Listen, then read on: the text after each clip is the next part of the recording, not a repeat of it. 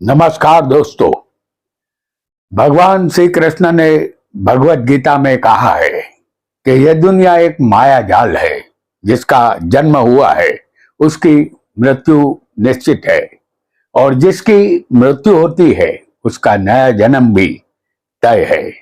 मनुष्य अपने पुराने वस्त्रों का त्याग करके नए वस्त्र धारण करता है, उसी तरह मनुष्य पुराना शरीर त्याग करके नया शरीर धारण करता है।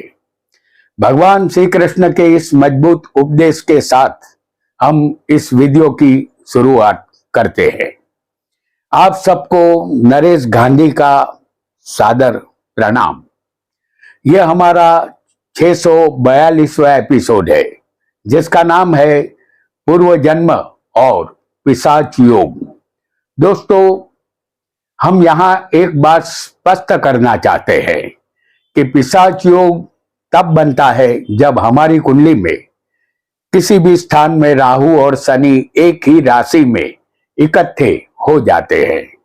इस वक्त जब आप यह वीडियो देख रहे हैं, गोचर में मीन राशि में पिशाच योग का निर्माण हो चुका है।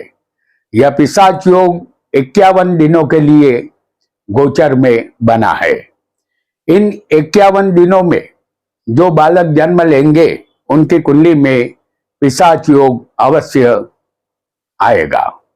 YouTube पर मुंह जबानी ज्योतिष सिखाने वाले इसका बहुत ही अच्छा फल बता रहे हैं। शनि राहु का यह योग 51 दिनों में आपको करोड़पति बना देगा, ऐसा भी बता रहे हैं। जो गलत है वह आपको गलत दिशा में ले जा रहे हैं। शनि राहु पापी ग्रह है, यह शायद उनको नहीं पता है। इस पिशाच योग को हमारे प्राचीन ऋषि मुनियों ने प्रेत बाधा योग के नाम से अपने पुस्तकों में उल्लेख किया है, और इसे श्रापित योग के नाम से भी नवाजा गया है। लेकिन आज के दौर में इसे पिशाच योग के डरावने नाम से जाना जाता है। यह योग दुख, संघर्ष और अशांति देता है। धन दौलत की बात तो बहुत दूर की है। यदि आपकी जन्म कुंडली में पिशाच योग मौजूद है तो इसका आपको हमेशा बुरा फल ही मिलता रहा होगा। आपका जीवन संघर्षमय गुजर रहा होगा। एक बात सदा ध्यान में रखें, मुंह जबानी ज्योतिष सिखाने वालों से बचे।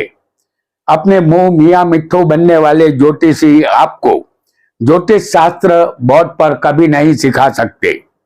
यह बताते हैं कि शनि राहु का गोचरीय योग आपको 51 दिनों में करोड़पति बना देगा, जबकि यह योग एक श्राप के समान है। ज्योतिष की किसी भी पुस्तक में यह नहीं बताया गया है कि यह योग करोड़पति बनाता है। हमारे 74,000 सब्सक्राइबरों से अपील है कि आप सिर्फ उन ज्योतिषियों के वीडियो ही देखें जो आपको बोर्ड पर सिखा रहे हैं। मुंह जबानी ज्योतिष सिखाने वालों का वीडियो आप देखेंगे तो यह आपको ज्योतिष के मार्ग से भटका देंगे। हम किसी की टीका टिप्पणी नहीं करना चाहते, लेकिन आज हमारा चुप रहना मुश्किल बन गया है। इसलिए सच्चाई को आपके सामने लाना जरूरी था, ताकि आप सच्चाई जान सके। अब फैसला आपको करना है, क्या आपको ज्योतिष सीखना है या हमेशा के लिए ज्योतिष के मार्ग से भटक जाना है। अब निर्णय आपको करना है। बहरहाल हमारे प्राचीन पुराणों में और ज्योतिष शास्त्र में बताया गया है कि जीवात्मा की मृत्यु के बाद उसकी आत्मा पुनर्जन्म अवश्य धारण करती है, क्योंकि आत्मा अमर है, वह कभी नहीं मरती। और पुनर्जन्म का कारण सिर्फ और सिर्फ हमारे अच्छे या बुरे कर्म ही होते हैं, या हमारी अधूरी वासना होती है। हमारे पूर्वज हमारे ही खानदान में जन्म लेते हैं। हम जो भी कर्म वर्तमान जन्म में करते हैं उसका फल भुगतने के लिए एक शरीर जैसे माध्यम की जरूरत पड़ती है, और आत्मा एक नया शरीर माता के गर्भ में जाकर धारण करती है, और 9 महीने के बाद एक नवजात बच्चे के रूप में यह आत्मा जन्म लेती है। यहाँ से शुरू हो जाता है नए जन्म का सफर। ये सफर हमारे पुराने कर्मों से मुक्ति दिलाता है या फिर नए कर्म के बंधन में बांधता है। हमारे जन्म का हिसाब किताब राहु रखता है। राहु सभी हिसाब किताब का कच्चा चिट्ठा शनि को दे देता है, क्योंकि शनि कर्म फल दाता है, वही न्यायाधीश है, वही कर्माधिकारी है और दंडाधिकारी भी शनि ही है। गुरु ज्ञान के कारक है। यदि हम कोई भी कर्म ज्ञान पूर्वक करेंगे तो हमारे आत्मा की गति मोक्ष की तरफ अवश्य होती है। हमें अपने पूर्वजों का आशीर्वाद मिल सकता है। यहाँ जो योग हम दिखाएंगे वह आपकी जन्म कुंडली पर ही लागू होंगे। आइए इसे कुंडली के माध्यम से हम जानते हैं। वीडियो को लाइक करें, शेयर करें और हमारे चैनल ज्योतिष का सफर को सब्सक्राइब करें। धन्यवाद। हमारे शास्त्रों में 84 लाख योनि का जिक्र है। जिस तरह मनुष्य योनि है, इसी तरह प्रेत योनि का अस्तित्व भी है। हमारे कुछ पूर्वज प्रेत योनि में हजारों साल से भटकते हो तो यह हम नहीं जान सकते। हमारी कुंडली में गुरु, शनि और राहु की स्थिति हमारे पूर्वजों का संबंध उजागर करती है। आपका लग्न यहाँ कोई भी हो सकता है। लग्न में आपकी कुंडली में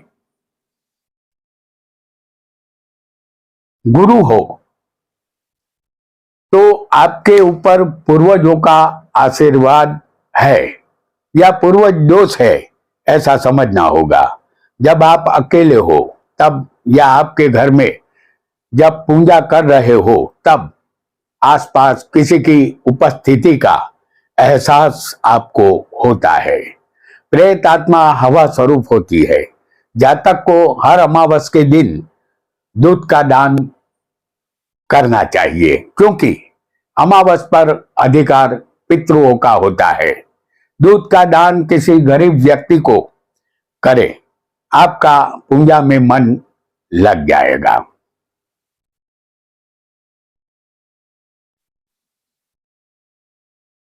आपकी कुंडली में दूसरे या आठवें गुरु होगा। जैसे हम यहाँ आपको दिखा रहे हैं, आपका लग्न कोई भी हो, दूसरे या आठवें स्थान में गुरु होगा तो यह गुरु यही संदेश देता है कि जातक पूर्व जन्म में संत या संत जैसी प्रकृति का व्यक्ति था। जातक की पूर्व जन्म की कुछ इच्छाएं अधूरी रह गई थी, इसीलिए पुनर्जन्म धारण करना पड़ा है। ऐसे जातक पर अदृश्य प्रेतात्माओं का आशीर्वाद होता है।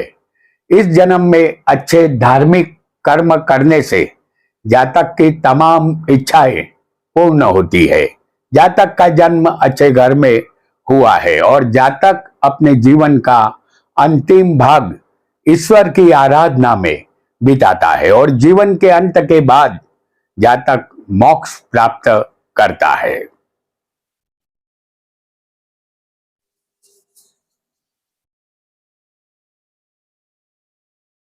जातक की कुंडली में यदि तीसरे गुरु बैठा होगा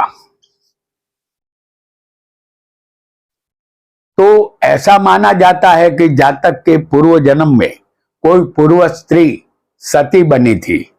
सती के दो अर्थ है। एक वो जो जीवन भर अपने पति का ख्याल रखती है, उनकी सेवा में तैयार रहती है, उसे सती कहते हैं। और दूसरा अर्थ वो है जो किसी जमाने में पति के मृत्यु के बाद उसके साथ ही जलकर मर जाती थी, उसे सती प्रथा कहते थे। हालांकि अब उसका कोई अस्तित्व नहीं है और उस स्त्री के आशीर्वाद के कारण, यानी कि जो सती है, उनके आशीर्वाद के कारण आपका वर्तमान जन्म सुखमय गुजरता है। लेकिन शापित होने पर जातक शारीरिक, आर्थिक और मानसिक रूप से दुखी बनता है। अपनी कुल देवी की और माता दुर्गा की आराधना करने से जातक को लाभ होता है।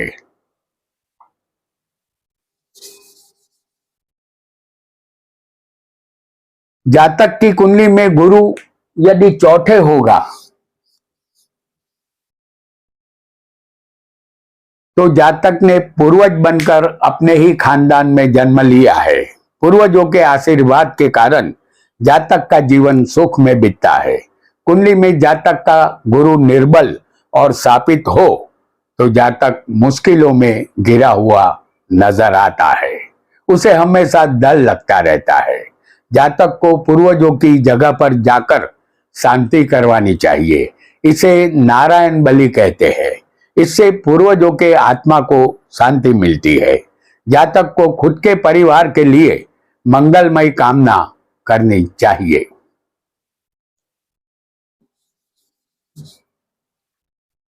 जातक की कुंडली में गुरु नवम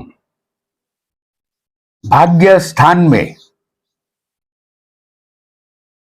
होगा तो बुर्जुग पूर्वजों का आशीर्वाद जातक को मिलता है। पूर्व जन्म के कारण जातक के पूर्वज इसे अदृश्य रूप से मदद करते रहते हैं। ऐसा जातक माया का त्यागी होता है और संत जैसे विचारों वाला होता है। जातक की उम्र बढ़ती जाती है और उम्र के साथ वह धार्मिक और ब्रह्म ज्ञानी बनता जाता है।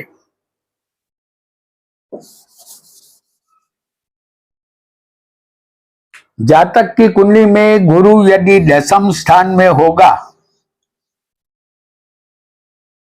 तो जातक पूर्व जन्म के संस्कार के कारण धार्मिक विचार का होता है।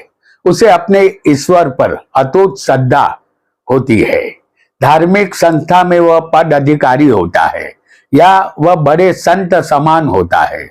यदि गुरु शुभ न हो तो जातक दुष्ट कार्यों के कारण बेईमानी, झूठ, भ्रष्ट तरीके से अपनी आर्थिक उन्नति करता है, लेकिन आखिर में वह ईश्वर के चरणों में समर्पित हो जाता है।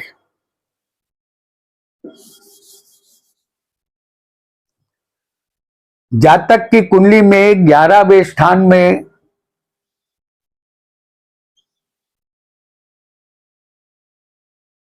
गुरु ये सूचना देता है कि जातक पूर्व जन्म में मंत्र, तंत्र और गुप्त विद्याओं की जानकारी रखता था, लेकिन गलत कार्यों की आदत की वजह से दूषित प्रेत आत्मा पारिवारिक सुख में अड़चने पैदा करती है। जातक मानसिक अशांति के कारण परेशान रहता है। 11वें गुरु के साथ यदि आपकी कुंडली में राहु भी मौजूद हो, इसे चंडाल योग भी कहते हैं, तो राहु भी मौजूद हो तो ज्यादा मुश्किलों का सामना करना पड़ता है। जातक महाकाली की आराधना करे और संयमी जीवन बिताए तो उसे लाभ होता है।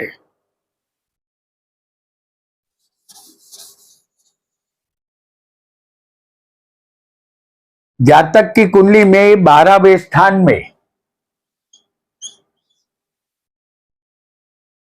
गुरु के साथ राहु शनि भी मौजूद होंगे, जैसे हम यहां आपको दिखा रहे हैं। 12वें स्थान में गुरु के साथ यदि राहु शनि बैठे होंगे तो जातक ने अपने पूर्व जन्म में कोई धार्मिक स्थान या मंदिर तोड़ने का पाप किया है, ऐसा निश्चित मान लेना है। ऐसे जातक को कोई अच्छी आत्मा का वर्तमान जन्म में अदृश्य रूप में साथ मिलता है। जातक मंदिरों में दान धर्म करता है तो जातक को लाभ मिलता है।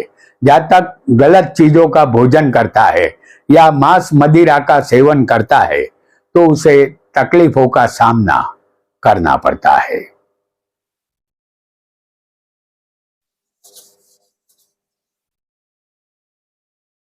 अब शनि राहु का प्रेत आत्माओं के साथ क्या संबंध है ये भी जानेंगे। शनि राहु दोनों एक साथ हो तो उसे श्रापित योग, प्रेत बाधा योग या पिशाच योग भी कहते हैं। शनि राहु दूसरे स्थान में होंगे, जैसे हम आपको यहां दिखा रहे हैं शनि और राहु को। शनि राहु दूसरे स्थान में होंगे तो ऐसा माना जाता है कि जातक ने अपने पूर्व जन्म में किसी को बिना कारण सताया था, उसे कष्ट दिया था, जिसके कारण उस व्यक्ति की हाय लग जाती है। परिणाम स्वरूप वर्तमान जन्म में शारीरिक, आर्थिक और कौटुंबिक मुश्किलों का सामना इस जातक को करना पड़ता है। नींद न आना, डरावने सपनों का आना जैसे फल यहाँ मिलते हैं और कोई प्रेत आत्मा का साया अदृश्य रूप से हर कार्य में अड़चन लाता रहता है। जातक बिना कारण भयभीत होता रहता है, एक अनजाना डर उसका पीछा करता रहता है।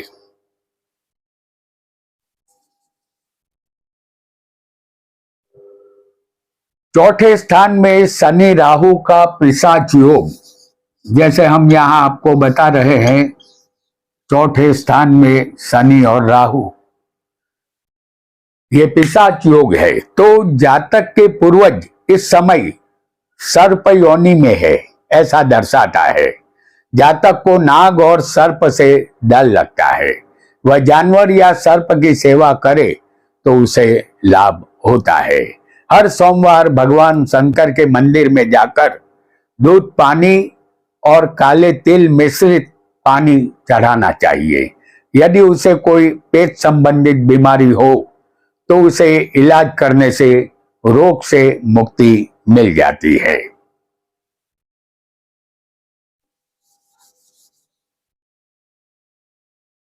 शनि राहु दोनों तीसरे स्थान में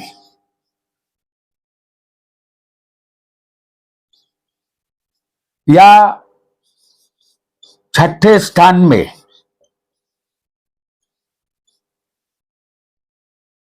हो तो जातक को अदृश्य आत्माओं के द्वारा भविष्य में घटने वाली घटनाओं का पूर्वाभास होता है।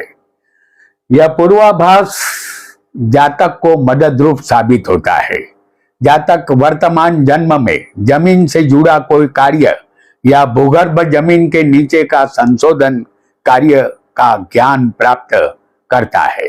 जातक को हमेशा एक अनजाना भय लगा रहता है।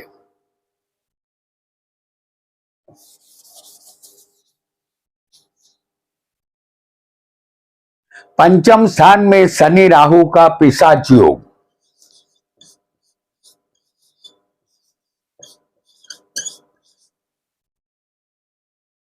पूर्व जन्म में जातक ने किसी को घातक हथियार से नुकसान पहुंचाया हो, ऐसा दर्शाता है। इस जन्म में जातक को संतान संबंधित तकलीफ का सामना करना पड़ता है।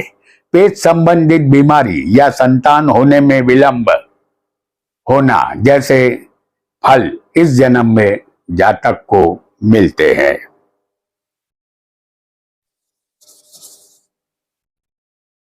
सप्तम स्थान में शनि राहु का पिशाच योग,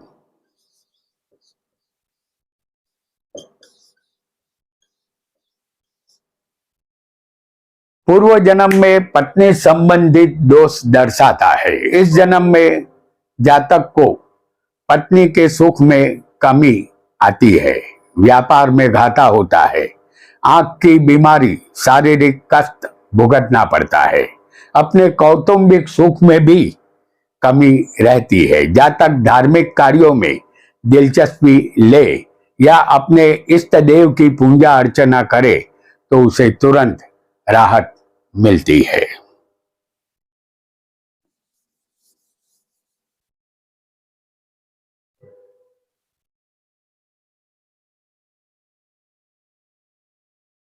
अष्टम स्थान में राहु और शनि का योग,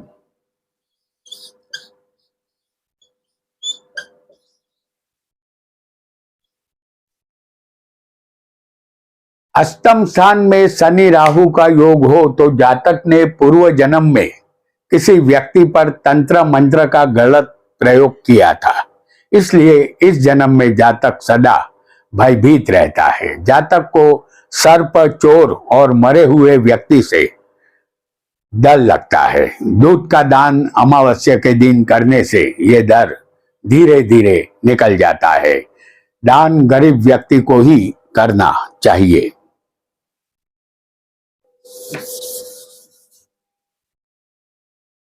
नवम स्थान में शनि राहु हो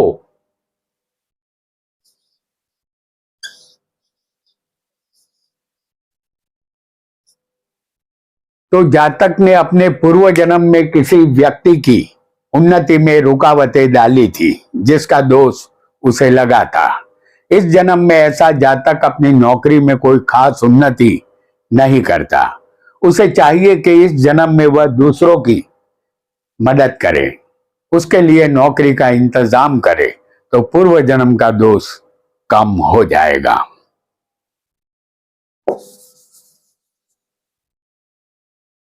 शनि राहु यदि 12वें स्थान में पिशाच योग बना रहे हो